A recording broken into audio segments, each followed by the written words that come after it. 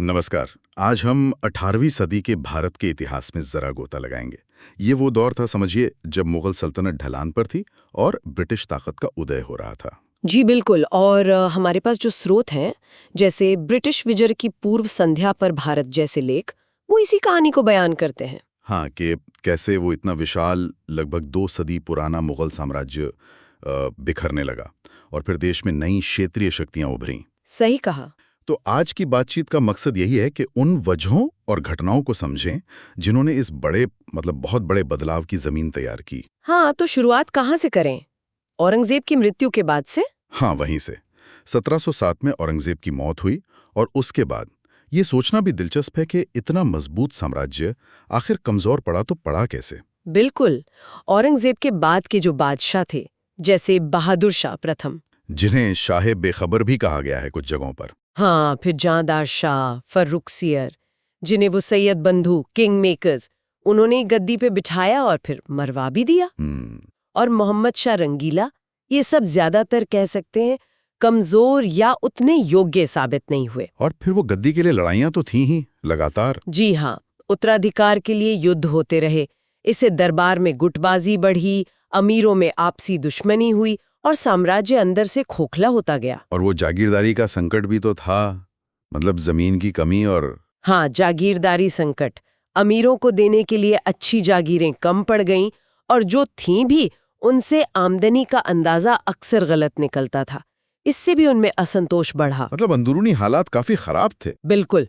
और इसी कमजोरी के वक्त बाहरी चुनौतियां भी आ गईं, खासकर उत्तर पश्चिमी सीमा, उस पर ध्यान नहीं दिया गया। जिसका नतीजा हुआ 1739 में नादिर शाह का हमला फारस से। जी, करनाल में मुगल फौज की बुरी हार हुई।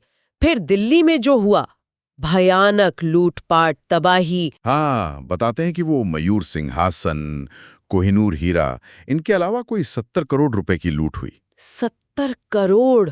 उस जमाने में ये बहुत बड़ी रकम थी। और सिर्फ पैसा ही नहीं, नादिर शाह ने सिंधु नदी के पश्चिम का वो पूरा इलाका छीन लिया, जो सामरिक रूप से बहुत अहम था। इससे तो भारत उत्तर पश्चिम से होने वाले हमलों के लिए और भी असुरक्षित हो गया। बिल्कुल। एक इतिहासकार हैं जोन विल्सन। उनका मानना है कि नादिर शाह के सिर्फ 57 दिनों के दखल ने ही भारत की राजनीति की शक्ल बदल दी।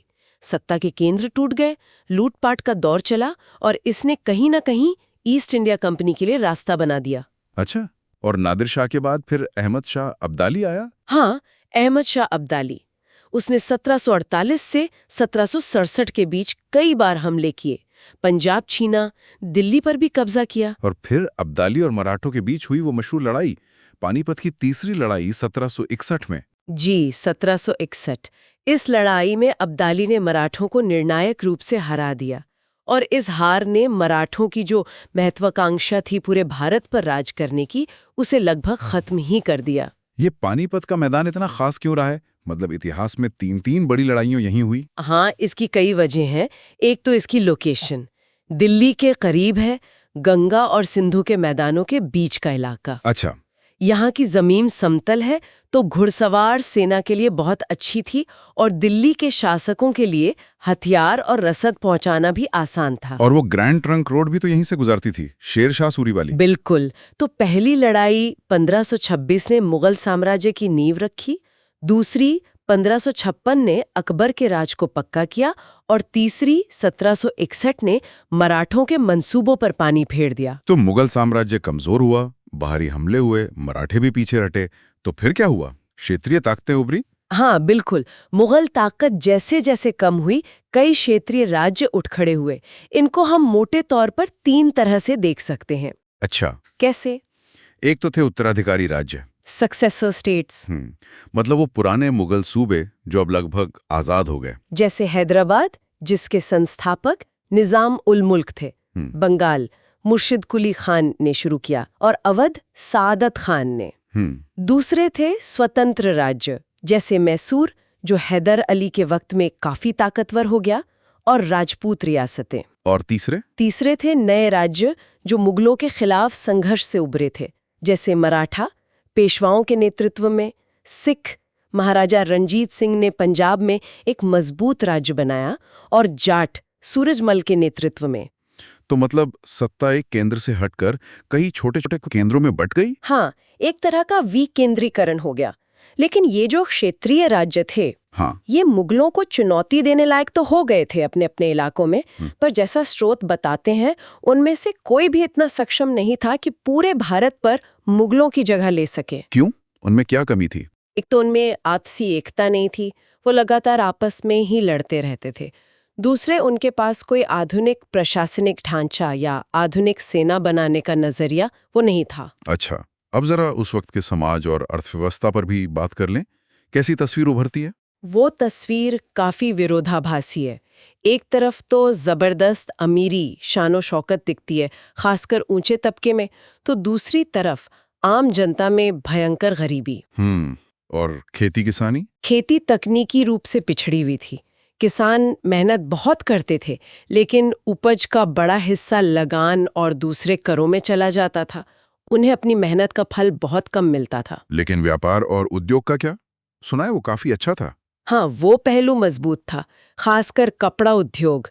भारत का सूती और रेशमी कपड़ा बहुत बढ़िया माना जाता था। अच्छा। जी, मसाले, नील, शोरा, ये सब चीजें दुनिया भर में जाती थी। इनका खूब निर्यात होता था। और बदले में सोना चांदी आता होगा? हाँ, इसी वजह से भारत को सोने की चिड़िया कहा जाता था। सोना चांदी काफी मात्रा में आता था व्यापार के जरिए। ढाका, सूरत, मसूलीपट्टनम जैसे शहर कपड़ा उद्योग के बड़े केंद्र थे। और जहाज भी बनते थे भारत में? जी हाँ, जहाज निर्माण भी होता था। महाराष्ट्र, आंध्र प्रदेश, बंगाल, इन इलाकों में अच्छे जहाज बनते थे। अच्छा, अब शिक्षा और समाज की बात करें। तालीम कैसी थी उस वक्त? शिक्षा ज्यादातर पारंपरिक थी। साहित्य, कानून, धर्म, दर्शन, इन पे जोर था। लेकिन विज्ञान, प्रौद्योगिकी या दुनिया का भूगोल, इन विषयों की काफी हद तक उपेक्षा हुई। और समाज कैसा था? बंटा हुआ था? हाँ, समाज कई आधारों पर बटा हुआ था। जाति, धर्म, क्षेत्र, भाषा। हिंदुओं में वर्ण व्यवस्था तो थी ही, उसके अंदर सैकड़ों उपजातियां थीं। और मुसलमानों में? मुसलमानों में भी शरीफ यानी ऊंचा तबका और अजलफ यानी निचला तबका, ऐसे भेद थे। सामाजिक रूप से काफी जड़ता थी। और महिलाओं की स्थिति? आमतौर पर अच्छी नहीं थी। पर्दा प्रथा थी, सती प्रथा भी कहीं कहीं थी, बाल विवाह आम था। मतलब सामाजिक कुरीतियां काफी थीं। गुलामी भी थी शायद? हाँ, दास प्रथा भी मौजूद थी। और यूरोपीय कंपनियों के आने से घरेलू और बाहरी दोनों तरह की गुलामी को बल्कि और बढ़ावा मिला। ये तो सामाजिक पहलू हुआ। हाँ। कला और संस्कृति के क्षेत्र में क्या हो रहा था? मुगल दरबार तो कमजोर हो रहा था। हाँ, तो उसका एक नतीजा ये हुआ कि जो कलाकार और हुनरमंद लोग थे, वो दिल्ली छोड़कर नए क्षेत्रीय केंद्रों में चले गए। लखनऊ, जयपुर, हैदराबाद, मुर्शिदाबाद। अच्छा, जहां उन्हें नए संरक्षक मिले। बिल्कुल। जैसे लखनऊ में नवाब आसिफुद्दौला ने बड़ा इमाम बड़ा बनवाया, जो आज भी मशहूर है। जयपुर शहर सवाई जयसिंह ने बसाया। उन्होंने दिल्ली, जयपुर समेत 5 जगहों पर जंतर मंतर यानी खगोलीय वेधशालाएं बनवाईं। हाँ, वो तो कमाल की चीजें हैं। चित्रकला में राजपूताना और कांगड़ा शैलियां बहुत उभरी इस दौर में। और भाषा साहित्य? उर्दू का जिक्र आता है काफी। हाँ, उर्दू भाषा और खासकर शायरी का तो ये सुनहरा दौर था। मीर तकी मीर, मिर्जा सौदा, नजीर अकबराबादी, ये सब इसी जमाने के बड़े शायर हैं। और सिर्फ उर्दू ही नहीं, दूसरी क्षेत्रीय भाषाएं जैसे मलयालम, तमिल, पंजाबी, सिंधी, इनमें भी काफी महत्वपूर्ण रचनाएं हुई। तो कुल मिलाकर अगर हम इस पूरी सदी को देखें, हाँ, तो हम कह सकते हैं कि 18वीं सदी की शुरुआत का भारत एक बहुत बड़े बदलाव के दौर से गुजर रहा था। एक तरफ मुगल साम्राज्य का पतन हो रहा था, कमजोर उत्तराधिकारी, दरबार की साजिशें, बाहरी हमले, आर्थिक संकट, कई कारण थे। और उसकी जगह ले रहे थे ये क्षेत्रीय राज्य? जी, कई क्षेत्रीय राज्य उभरे, लेकिन जैसा हमने बात की, उनमें वो क्षमता या एकता नहीं थी कि वो कोई अखिल भारतीय स्थिरता ला सके।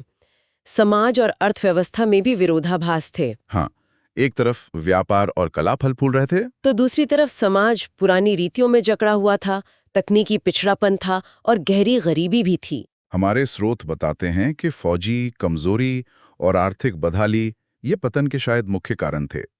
लेकिन ये सोचने वाली बात है, और कुछ दस्तावेज इस तरफ इशारा भी करते हैं कि क्या उस दौर की जो सामाजिक संरचना थी, जैसे ये जाति व्यवस्था या शिक्षा का पारंपरिक होना, क्या इसने भी इस बिखराव में और बाद में भारी ताकतों के लिए, मतलब अंग्रेजों के लिए, रास्ता आसान करने में कोई भूमिका निभाई होगी? ये एक बहुत अहम सवाल है, इस पर यकीनन और गहराई से सोचने की जरूरत है।